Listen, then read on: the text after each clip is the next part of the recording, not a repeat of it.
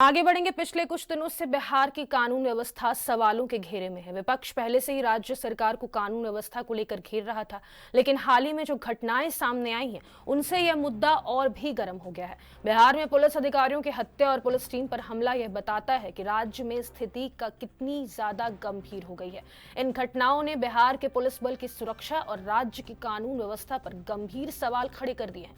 अब ऐसे में यह देखना दिलचस्प होगा कि बिहार विधानसभा बजट सत्र में विपक्ष इस मुद्दे पर सरकार को कैसे कटघरे में खड़ा करता है। विपक्ष के तीखे सवाल और सरकार के जवाब में कितनी कड़ी प्रतिक्रिया देखने को मिलती है, यह भविष्य में स्पष्ट होगा।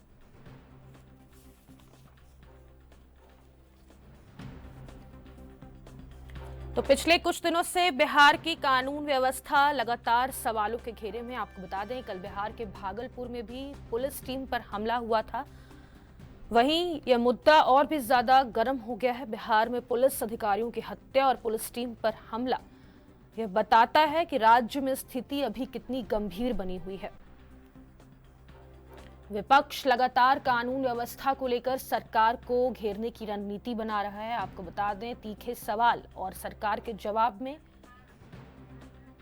कड़ी प्रतिक्रिया देखने को मिलती है।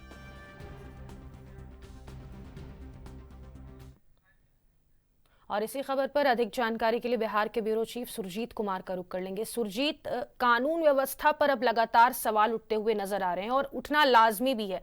कल भी जिस तरीके से भागलपुर से खबर आई कि पुलिस टीम पर हमला कर दिया गया, ऐसे में लग रहा है कि बिहार सरकार नींद से अभी तक जागी नहीं है। जी फातिमा, बिल्कुल जिस तरीके से कानून व्यवस्था पे पिछले कुछ दिनों से विपक्ष सरकार पे हमलावर है, और अगर बीते कुछ दिनों की घटनाओं पे गौर करें तो जिस तरीके से पुलिस पदाधिकारी हैं उनकी हत्या हो जाती है और उसके बाद पुलिस टीम पे लगातार हमले की खबरें आ रही है।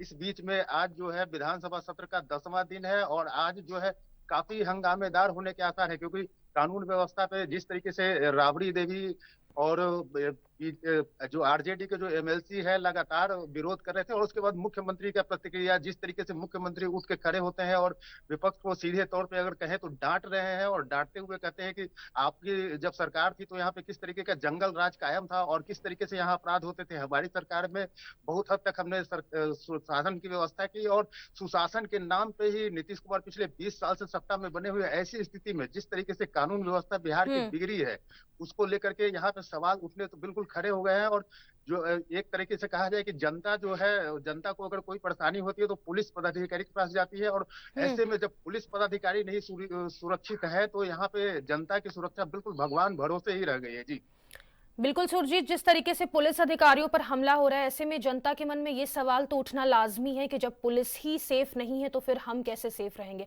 ऐसे में विपक्ष की क्या रणनीति है, क्योंकि आज विधानसभा बजट सत्र भी है। ऐसे में लगता है कि बहुत ज्यादा हंगामेदार रहेगी और विपक्ष पूरी रणनीति बना रहा है कटघरे में खड़े करने की सरकार को। जी बिल्कुल, जिस तरीके से अगर हम बात करें नीतीश कुमार की, तो नीतीश कुमार लगातार पिछले 20 साल से इसी वजह से सत्ता में बने हुए हैं, क्योंकि जिस समय से 1990 से 2005 की बात करें, उस समय के सरकार को जो है आज सत्ता पक्ष भले ही जंगल राज करता था, लेकिन और जंगल राज के बाद नीतीश कुमार सुशासन के नाम पे वोट लेते आए हैं। ऐसे में विपक्ष बिल्कुल हमलावर यहाँ पे दिखेगा, और जिस सुशासन की बात नीतीश कुमार करते हैं वो सुशासन कहाँ है, ये विपक्ष जरूर यहाँ पे पूछेगा।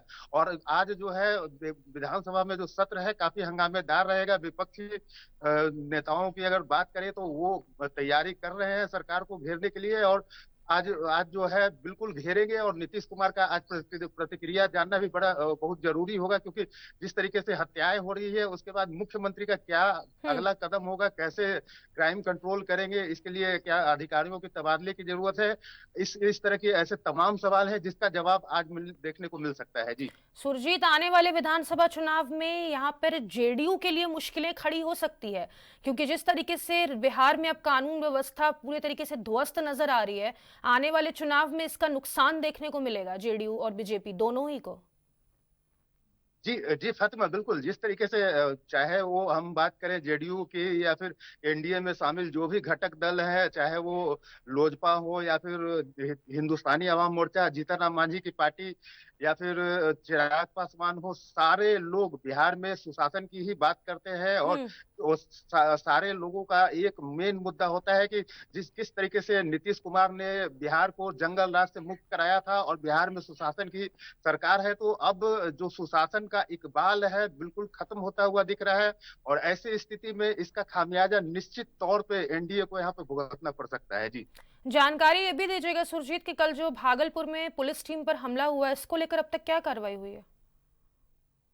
जी फातिमा, कल भागलपुर टीम पे जो हमला हुई है, जिस तरीके से पुलिस पे हमला हुई थी, उसके बाद जो है उस घटना में 26 नामजद लोगों को अभियुक्त बनाया गया है, जिसमें हम्म। 4 लोगों की गिरफ्तारी अभी तक हुई है। बाकी लोगों की गिरफ्तारी के लिए पुलिस लगातार छापेमारी कर रही है। और पुलिस के जो अधीक्षक है, उनका कहना है कि इस तरीके की घटनाएं कतई बर्दाश्त नहीं की जाएगी और जो भी इसमें शामिल दोषी लोग हैं उनको कड़ी से कड़ी सजा दिलाई जाएगी। जी सुरजीत, एएसआई गंभीर रूप से घायल हो गए थे कल जो हमला हुआ था, उनकी अभी कैसी स्थिति है?